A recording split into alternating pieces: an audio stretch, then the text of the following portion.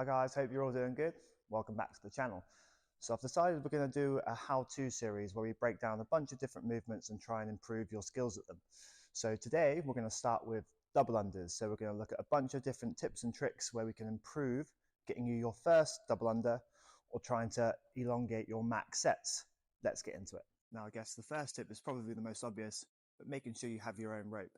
If you're a person that comes in and grabs the gym rope every time, there's a chance you could be grabbing a different rope and it's going to make it really inconsistent in terms of length and even how old the wire is of the rope you are using. So buying your own is a must. Now we need to look a little bit about setup too.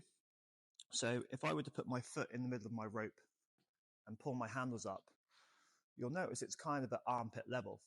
So this gives me a little bit more leeway when I'm learning, especially that my arms can often drift out. So if I've got that little extra rope length, it means I won't trip as regularly too. Also, it might be worth thinking about the weight of your rope too. So if you're a beginner, it might be worth getting one with slightly heavier handles or a slightly heavier cable. This will give you a bit of a better feel as you try and rotate the rope around.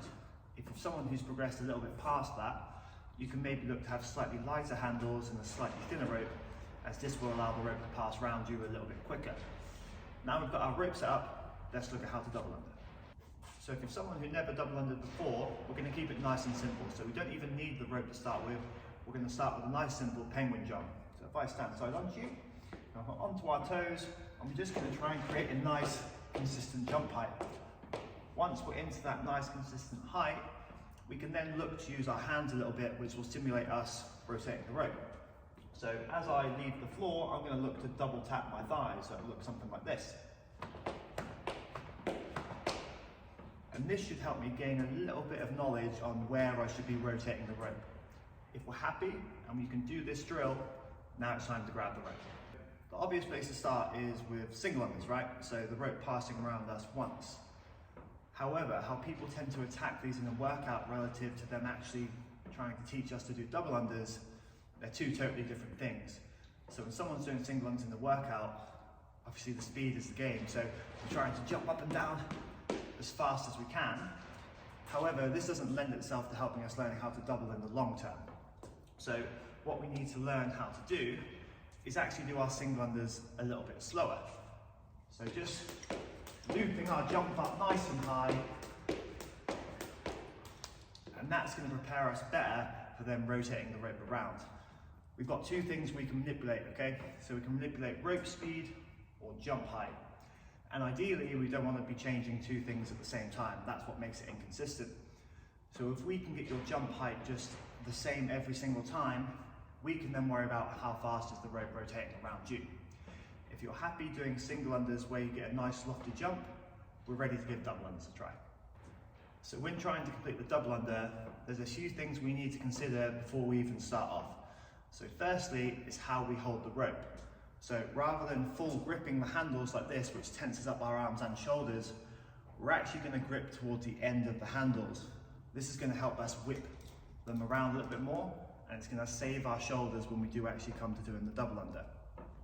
Next, we need to look at hand position relative to the body. So if we're going for our double unders, common flaw is people's hands tend to be somewhere around here. This makes it really hard to gain leverage to whip the rope around. So what we're actually looking for is our hands to be slightly in front of our body, and they've got to stay there all the time. This gives you way more leverage to try and get purchase on the rope to whip it around you twice. Not only that, if I change angle slightly, obviously people's hands start to drift out too. So not only have we got to keep them slightly in front of our body, we've got to make a conscious effort to keep our elbows tucked in. These are going to be the two most common things that make you trip. So if we can get those under control, we're going to make it work. So now we're happy with all the different parts of the double under that can go wrong and how we can control them, let's look how to transition from the single to the double. So what we're going to try and do is at least do 5 to 10 single unders before we attempt our double under. And the goal of those 5 to 10 is just to try and get that consistent jump height. Once we feel like we're there, we can then look to rotate the rope a bit faster.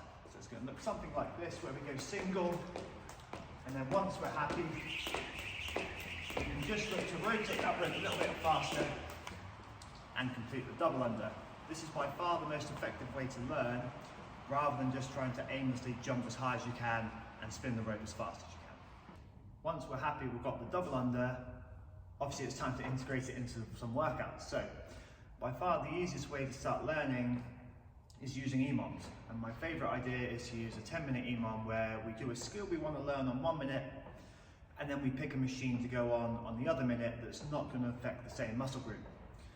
So from here, we're going to go double unders on 1 minute, and this can maybe just be 20 to 30 seconds of practice or aiming for a particular number.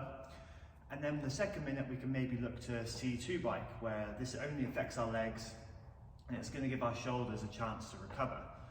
We can use this as like a skill-based EMOM to progress it a little bit further.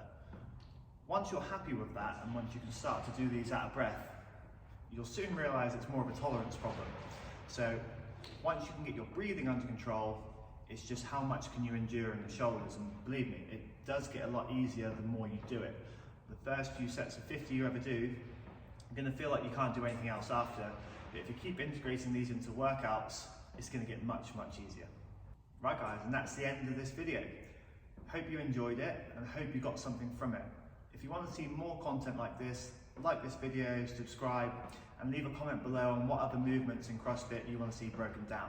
See you in the next one.